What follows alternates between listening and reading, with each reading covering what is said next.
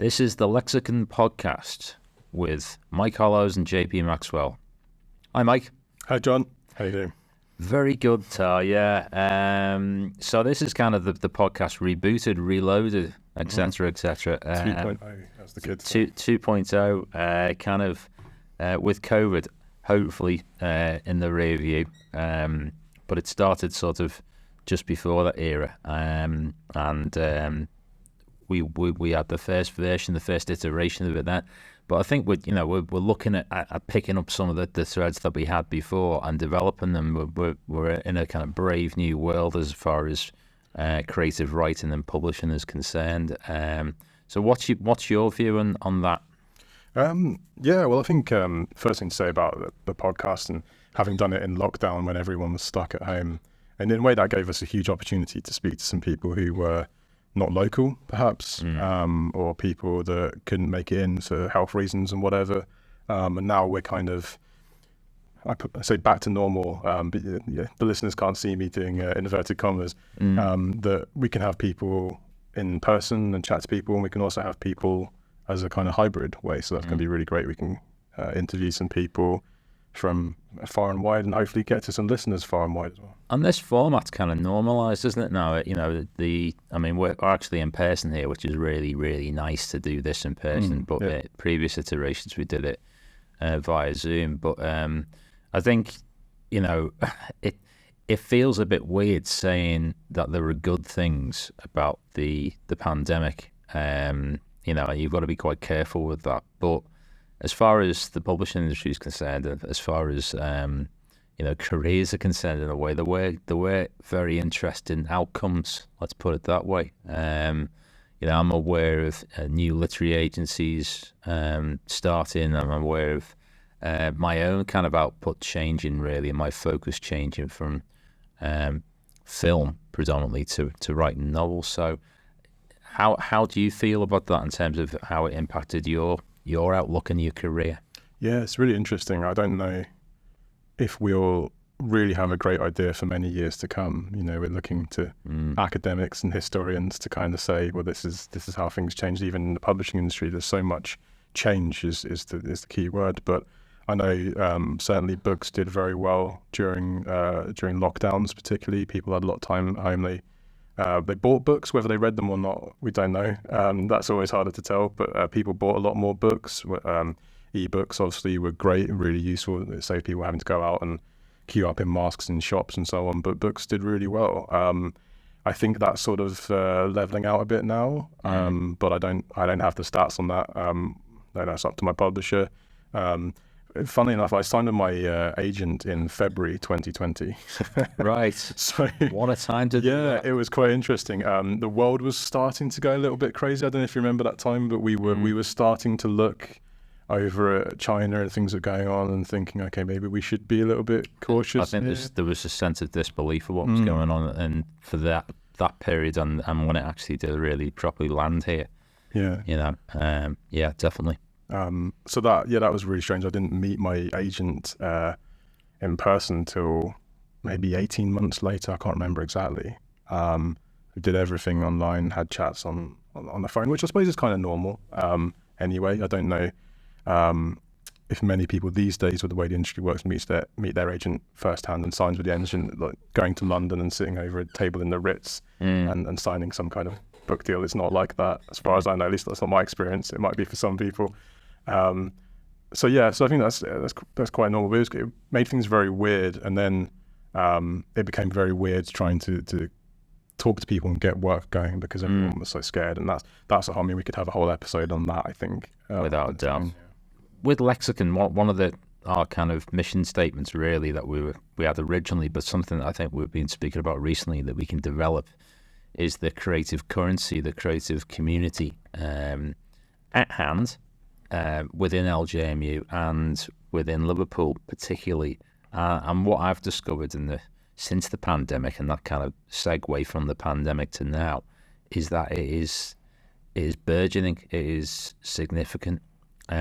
It's existing almost kind of independently from London. There are kind of links with London, obviously, with publishers and so forth, but there's a storytelling community right here and it's exciting. You know, something I think would be great to develop is bringing in guests, even within, you know, the compass of LJMU.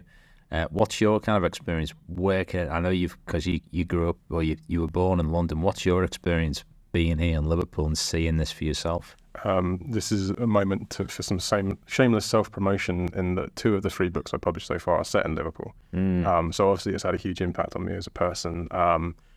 Arguably one of the best cities in the world. I haven't visited all of them to tell, but definitely a very welcoming city, and something that stands out. It's not just the music, but it's obviously very famous for a certain group we won't mention because they come up all the time. But John Paul, George, and go. Yeah, all those sorts of things. I mean, music brought me to the city, but I stayed for the people, and what's so important about the people of this city is the storytelling, the art and culture in many ways, not just storytelling, but everything seems to have a story. Everything, anecdotes, you know, you can sit in the pub and someone will tell you an anecdote. Most of the time it will be hilarious. A lot of the time it will be quite profound as well. So it's just one of those cities that I think unless you visit it and spend some good time here, you don't quite get that. But it's really important to the city, and it certainly had its impact on me. Absolutely, and it has all the genres are here. You know, filmmakers choose to come here for that very reason, because visually it looks, it can look like other places, but it has a kind of such a breadth really within a relatively small radius. You can see all kinds of different types of architecture. You can see the kind of, you can always kind of see the history bleeding off through the streets, and you know, I know this in particular, and something for the kind of pilot episode that we're looking to cover is that the genre of historical fiction, because both of us are into that, and it's a kind of happy coincidence that we're doing this podcast together, and we're both published in historical fiction. I suppose that maybe to kick off, because I'm very, very curious about your progress, Mike, with your books, The German Nurse and German Messenger. What's behind your pull to historical fiction? Well, I mean, I suppose that ties into one of the things I wanted to talk about, and the focus of this podcast is that we should both, you know, so we're both academics in creative writing as well, and we're doing this here obviously in the university, in Liverpool John Moores University, and really there's sort of 2 answers to that question. I read a lot of historical fiction. I was very much one of those boys who didn't really get reading. I loved stories, but I didn't actually get really pulled to sort of visual media that a lot of men do, or young boys do. I loved The Hobbit. My mum gave me her copy of The Hobbit when I was a kid, and I loved that. And it took me a number of years to find something that I loved again, and I picked up a book about Vikings. And anyone knows me knows I'm obsessed with Scandinavian and Norse culture. And good place for Vikings. Very good place for Vikings. Yeah, funny that. Yeah. Oh yeah, around here there's loads of history. The Wirral particularly, very Viking-esque, a lot of names which I find fascinating. But I loved reading historical fiction. These days I read everything, but that was certainly a genre that stuck with me alongside the fantasy and science fiction that I loved from The Hobbit onwards. So yeah, I loved reading that, and then I started reading things like Bernard Cornwell. I loved that sort of adventure, historical rewards. What he was very good at, is that he marries the adventure, the sort of drama of action storytelling with historical fact. You know, he researches very well. He knows the setting, the story, the feel of those, and bridging those two is often a challenge. So I love those. But it was only really when I came to John Moores University to do my master's in writing that I thought I should push myself outside my comfort zone, because up until that point I'd been, or considered myself, a science fiction writer with a little bit of fantasy on the side, because they're very close. And I'd had some short story, fantasy, science fiction stuff published, and I thought, well, I'm here to learn. So I've ticked that. I know science fiction, fantasy, tick that box. I know how to do that.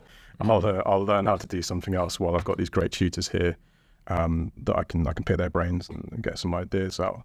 And it was also it was coming up to the centenary at the start of the First World War. So my first book kind of came out of that. I sat down and I thought, I want to write a sort of Bernard Cornwell-esque First World War novel set in Liverpool, because that's where I was living, and there was loads of talk at that point about how important the city had been, not just through the sort of Powell's battalions and those sorts of things, but the northern cities, particularly in England, and being a southerner, this is quite enlightening, but the northern cities were decimated by the First World War, young men going off to fight and all those sorts of things. So I wanted to write that kind of adventure, something, you know, kind of drags you along, but you still have a kind of poignant tone to it, because this was a huge change in 20th century history, impacted so many people. And the more I wrote that draft while doing my masters, the more I realized you couldn't really do a Bernard Cornwell style First World War novel, which is probably why he hasn't done it himself, because it was an adventure. It was awful. Yeah. Absolutely awful. Those boys thought they were going on an adventure. Yeah. And that comes up in the novel. Over by Christmas. Yeah. I mean, there's a sort of mythology to that. But they certainly thought, well, you know, I'm doing this dead-end job. I'm running down the docks in boots that are falling apart, because that's all I can afford. To try and find a ship that I can get some work unloading. But 100 other guys have got there before me. So today I've got no income. And that day to day, the war comes along and the army says, we'll pay you. Here's a job. Oh, great. I get a job. I get some income. I can send that home to my family. But I also get to go see the world. You're with your mates. You get to go see the world, have an adventure. So that comes up in the novel, that idea that you're going on an adventure, but the story itself isn't an adventure. And the other aspect of that is the conscientious objection during the First World War. So that became a sort of counterpoint to that adventure. So I had two brothers, and it's funny because I have a brother. So, you know, there's that sort of element of kind of writing what you know. But they're very different to me and my brother. I keep reminding him anyway. The first thing he said to me when I had it published was, so how did you kill me? But I won't say any more because that would be a spoiler. But it didn't work out like that. Not quite like that. I don't think either character is me and my brother, maybe a combination of both our characteristics in each character. But the two showing the kind of, so the older brother, he objects to the war and he does all the things that he needs to do, and ends up getting in trouble for that, because it was illegal really to object to the war, and there was all sorts of horrible stuff. And the younger brother, who's not even old enough, signs up as a boy soldier and goes out and fight. So we see their two stories side by side. But yeah, I started writing that as part of my masters, and got some great feedback, and then carried on writing it, finished the draft after the masters and sent it out on submission. And the rest, as they say, is history. That kind of started me on the historical fiction path. And thankfully the publisher wanted more books. Right. Yeah, well, and that's fantastic. I suppose I think in a sense, and yeah, this is kind of entirely my perspective on it, but science fiction and the so-called higher genres, there's a link between science fiction and historical fiction in the sense that you're world building, in the sense that you build. It's an escapism, really. It's not the present day. It's not set in something that's kind of. It might be naturalistic in some aspects, but it is not the here and now. How do you feel about that? I could fill 3 or 4 podcasts about that, which I think we've got a remit for. For the sake of today's conversation, I think it's really interesting, and I think that's definitely something I like to say when I talk to people. I think some people find it a bit strange that I write sort of cross-genre. I write historical fiction, but then I also write made-up stuff. Why do stuff that's so entrenched in fact, but also make up stuff? And that's that thing. I think all fiction is written about now. Without going into too much detail about each of the books, the historical fiction books I've written, that there's so much in each of them that is still topical now. The one I'm working on at the moment has so much to do with politics and right-wing populism and all that sort of stuff. I can't talk about that book so much just yet, but maybe further down the line. And I think that's true of both historical fiction. You know, we look back at the past and see, okay, we're still making these mistakes. Hopefully we can learn from that at some point in human history. And then science fiction and fantasy, the same thing. We're looking at that same idea through a different lens, Perhaps going further into the future to look back at ourselves and hold that mirror up to us and say, well, look, we're That's really interesting, because in a sense both genres are, that's another thing they share. It's only just really occurred to me now you've just said it, that they have this thing that they're analogous to our lives. They have resonance because they're actually telling us something. I mean, H.G. Wells, let's go far back with science fiction. War of the Worlds, was it about Martians invading us, or was it about British imperialism?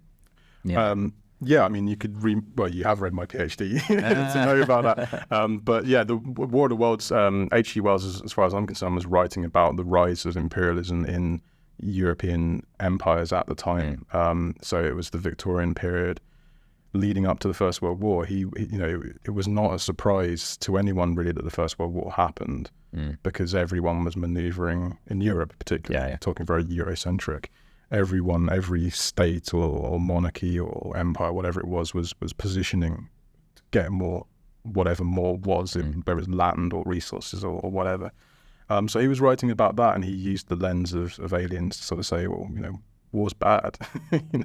As banal as that might sound, but for a really interesting lens. And that's why I think escapism is a really interesting term, and I sort of fight back against it. And I don't want people, I absolutely agree. Reading is a joyous thing. Reading a really good book, and you can just get into that story world and escape your own stuff and do all that. That's the power of books, of any kind of storytelling medium, really. They all have different aspects of that. But I also think it's really important that they're reflective, and they are telling us something about the world, how it is to be human, what it means to be human, how to be human, all those sorts of things that we all struggle with day-to-day basis, with mental health, physical health, relationships, and so on. And I think that's the hugely important thing of storytelling. So the German Messenger, I've got it right in front of me. Great picture on the front of the live buildings and what looks like some Heinkel bombers coming over the city. I've actually got a resonance with this era, 1940, and the May Blitz of 41. I very nearly wouldn't be sitting here, Mike. The Luftwaffe dropped a parachute bomb in Walton, nearly killed my dad. Oak door flew off and missed him by inches.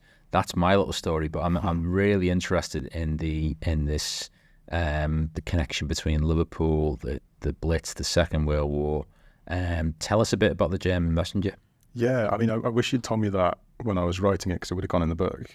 And it comes back to our earlier point about Liverpool and storytelling, because there are a number of things in that book where I've told people locally I'm writing this book in Liverpool during the Blitz, and they've said, as you did, my grandma or whatever. Someone told me a great story about. It's a sad story, but it's great from a storytelling point of view, of their grandmother. Whenever there was a thunderstorm, would go and hide under the stairs, because it brought back those memories of the bombing. It sounds the same. It's catastrophic, and it just brought back that, I guess, PTSD.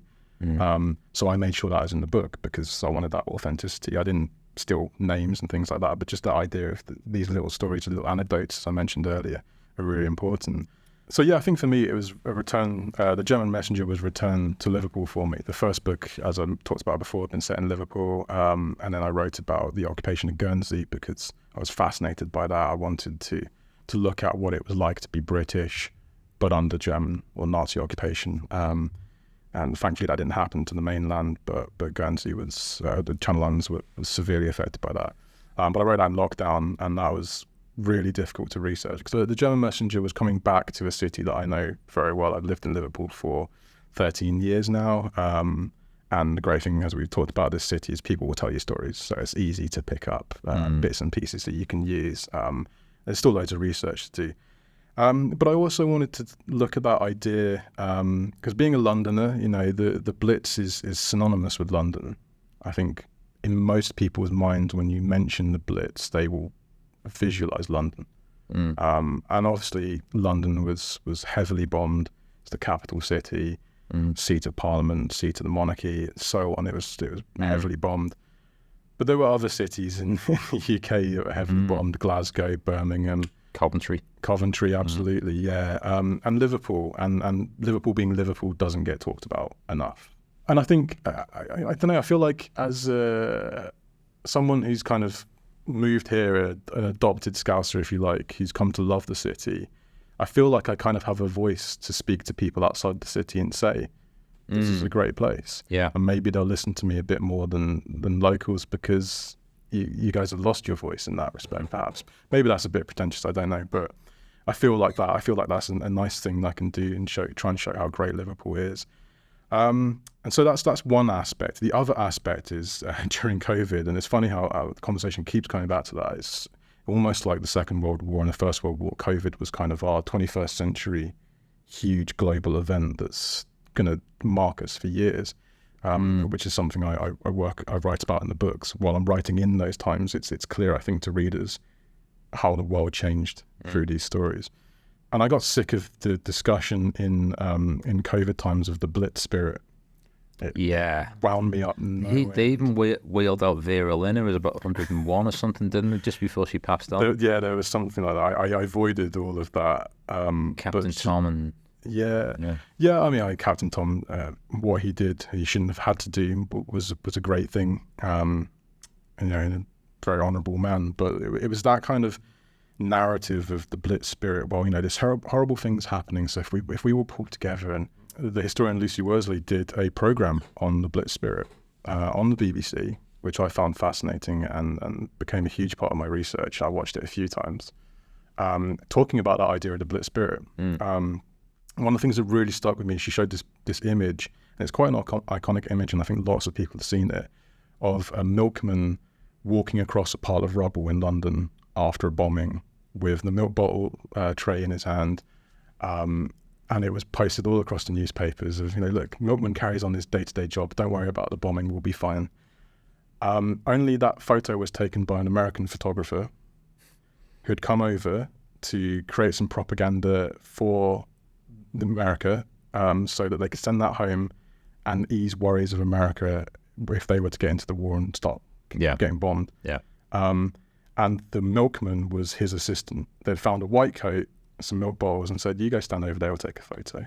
And it becomes this iconic thing, and it's used, and it shows, particularly in the age of AI and all those sorts of things, how powerful an image can be and how wrong it can be. Because that has not happened.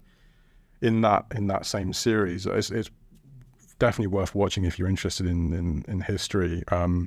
There was talk of, she talked about a bomb shelter in the West End of London, I think it was. I forget exactly where there were about 1,000 people all crammed into this underground warehouse, and no toilets or anything like that. They had 3 buckets between 1,000 people. And can you just imagine that the bombs are falling down above? You can hear them because it's reverberating through the ground, through the ceiling. And if you need to go to the loo, you've got to sit on a bucket in front of 999 other people.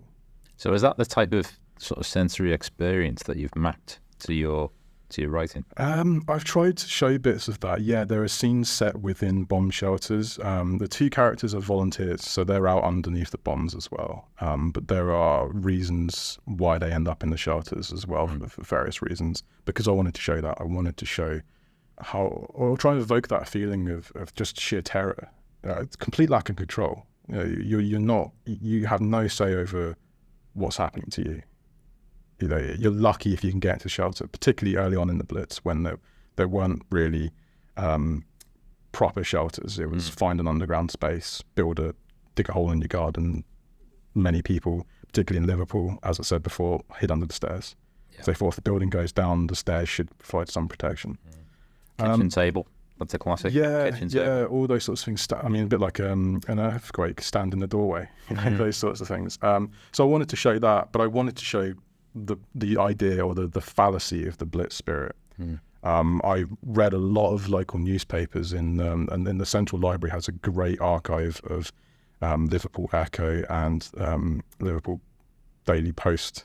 What fascinated me, there's these sort of letters to the editor, and so many of them were, I walked past so-and-so house on so-and-so street in Egbert, let's say, and I was disappointed to note that in the upstairs bedroom, the light was on and there was no blackout curtain. And I'd just like to say to this person that you're putting all of our lives in danger. And this happened daily. There were these comments, and And a lot of them were in that typical Liverpudlian sense of humour. They were quite tongue-in-cheek, but a lot of them were quite passive-aggressive in that British way, that we do so well. So I wanted to show that, and there's scenes in there where the main male character, Anthony, is a ARP warden, and I want to get away from the ARP warden. Put that light out. Yeah, of Dad's Army. I didn't want that character. So he's quite compassionate. But he comes across some really nasty people who just don't care, and they think, it's not going to happen to me. I'm not going to get COVID. It's fine. Right. Therein lies the analogy. So there's very much an essence there of what was happening to us at that time, that Blitz spirit of exceptionalism. And unfortunately, thousands of people were killed in Liverpool alone during the Blitz, and many, many more were made homeless. So it's all about those ideas. I think you can be blasé and say it's a romantic story set in the war, a bit of tension, it's a bit kind of tingly, and it's a bit of fun. But I hope that readers get so much more from that. This is another aspect to historical fiction, which I think it's easy to kind of lose sight of, and that it is close to our lives now. Everything you're talking about there, Mike. I've mentioned that the oak door flying off of the parachute bomb. Both my parents grew up. They were children during the Second World War, and they gave me very sort of visceral accounts of stuff that went on. So, my mum told me about the sound of German bombers coming on. It had a very distinctive sound over the British aircraft. So it was, and the American aircraft. So it was like a boom, boom, boom, boom. It's a really kind of almost kind of onerous type of hum, and my perception of that is she must have been absolutely terrified. And I asked her that, and she said no, it was just the way it was. And maybe that was the stoicism, or maybe it's just the innocence of a kid growing up, and that neither of them were evacuated for some reason.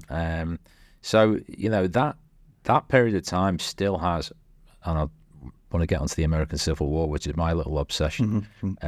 There's still very, very real present day connections to that. Yeah, the idea that our history is who we are, and it's a really important conversation at the moment, more than it ever was. And I think that it becomes increasingly the case when we talk about things like slavery and knocking down statues and things like that. Yeah. It is who we are, and there are right and wrong ways of preserving that, of course. And right and wrong ways, right and wrong people to revere, and that's something I talk about. One thing, and perhaps this links your work and my work in a way, is that I'm paraphrasing E.L. Doctorow, who was a famous writer, who said that historians can recount events and even paint a picture, but the writer allows you to feel the time and place, allows you pretty much, it takes you there. And that's everything I sought out to do at Water Street. How does that map to your historical fiction? Yeah, it's a really interesting question, something I think about a lot, and something I think I expect to get asked a lot more than I do. And to me, that question is, why historical fiction over writing history? And I enjoy reading history, non-fiction, to use that term, non-fiction. I think we're doing two different jobs that complement each other, perhaps. I think the history is about being objective and giving detail. Facts is a kind of loaded term, and I think fact can also make it sound quite dry, which is unfair of a lot of historical writers there. But a good historical book that's talking about something, an event that actually happened, and here are the details, and here's the context globally, etc. But what we can do as historical fiction is we can look at a subsection of that, or a smaller part of that, and we can put our characters into that and ask questions in a way that historical writers cannot ask the same questions, because they have to remain objective. And if they start to put characters in there, then they would start to perhaps colour what they're examining. As writers, as fiction writers, well, that's our toolbox. We can look at a character and say, well, what would it be like to live through the Blitz? What would I get up in the morning and do? What would I eat? How would I interact with other people? What is my life? And so we show, I think, at least that's how I approach historical fiction. So I look at I take a character and a setting and put the two together and say, how does this impact them as if they were a real person? And my readers feel they are real characters and get a sense of that. And I think that's true of all historical fiction, whether it's World War II or American Civil War. So how do you feel, to flip it back onto you, how do you feel about that? And we'll introduce your book a little bit in a second. Yeah. Well, my take on it is that you can be a historian and do it well or badly. You can be a writer of historical fiction and do it well or badly. And they are you're right that I think they're very closely linked, but there's a purpose for both of them. Certainly within the community of historians that are out there, and you've got the very famous ones that are kind of on the TV all the time, the likes of Dan Snow, Lucy Worsley, you mentioned, David Olusoga. You've got locally, and we're doing a Roscoe lecture with Malik Al-Nasser, who is a noted Cambridge scholar about the slave trade, not just in Liverpool, but the international slave trade, and his own connections to both sides of the coin. So you've got a kind of regeneration of historians really who are out there and very skillfully putting together various types of media on this. So sometimes there is a question, why do you need to write novels about this when you've got historians who are perfectly capable of putting together figures and even in a sense putting together a kind of document or a documentary style account of a period of history. To my mind, that is, you could widen that and say, right, why write about anything when you can find out, why write about science fiction when you can find out how rockets work? It's a similar sort of point that you would be making. Well, this is where I have to put my science fiction hat on and say it's not just about rockets. It's not just about rockets. The rockets are merely a plot device, but we'll come back to that. We could get about Monty Python and that one, couldn't we? Yeah, absolutely. But the thing is, for me, science fiction never given us. Exactly. But the thing is, and I am being flippant there. I think I know my own set of motivations for writing Water Street, which is Water Street is about the Liverpool's connection with the American Civil War, but it also happened at a very, very important time for the city and indeed for the world. In a sense, the mid 19th century, we were moving into a kind of an industrialized age. Things were changing by the moment. The key sort of events that affected the city, recent to 1863, where Water Street is set, the Great Irish Hunger. So you have this huge influx of refugees or immigrants coming in from Ireland, and if you were to walk around the city at the time, chances are you would bump into someone very quickly who was from Ireland, a native Irish speaker. They were the accents you were hearing. So you kind of collide that together with Liverpool being strategically and economically a very, very important place to the United States. This kind of links into the bigger question of why write about an historical period when you can ask an historian.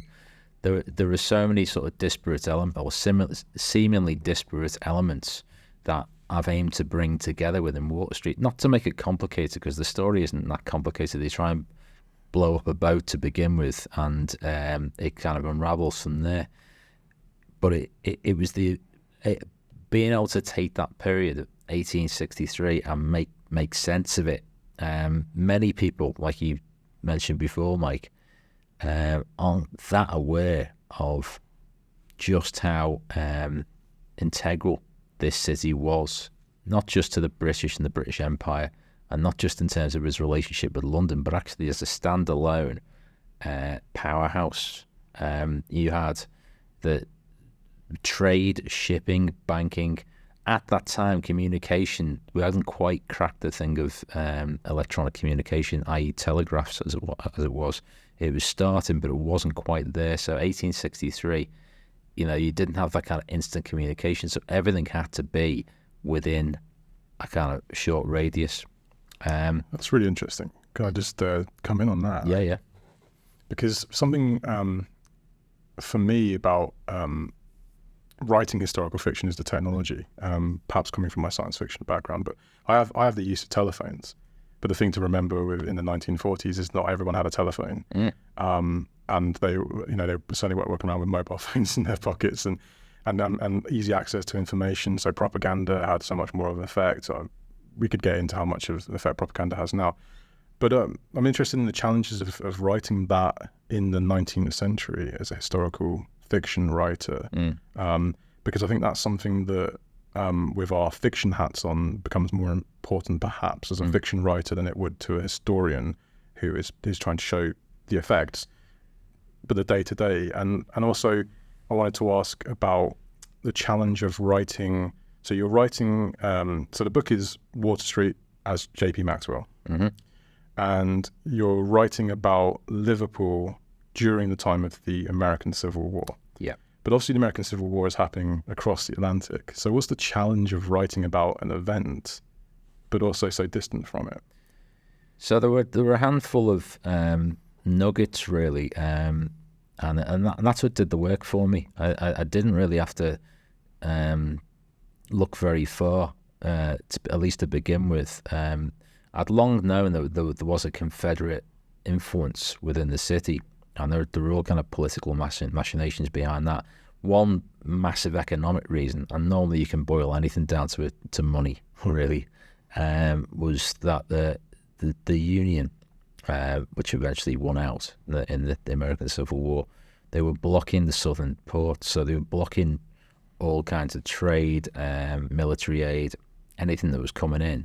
And they wanted to stop, and they had a navy. The Confederacy, for a long period during the American Civil War, understandably, because they were a very new sort of collection of states, really, didn't have much of a navy. In turn, 4,000 miles away from the theatre of conflict, this really, really annoyed a lot of very nouveau riche people within Liverpool. Let's not forget, you've got the cotton. It's the centre of the world cotton trade, which is one of the booming trades. I focus on king cotton, but there were also the sugar, rum, tobacco, a long list of sort of slave industries were focused here. So even though slavery had, for quite a long time been officially abolished and made illegal in Britain, the proceeds of it were clear and present, and the city was growing exponentially as a result. And what happened in this particular period, in a very short space of time, I'm talking about a year, the cotton supply started to dry up from the US, and they called it a cotton drought. So there was a direct link between that and the building of warships and all the variety you get in the Navy. We had the best technology in the world here at Camel Laird in terms of shipbuilding. We had the best crews came from Liverpool. I'm not just saying that as a kind of yam scouts proud, we got the best crews in Liverpool.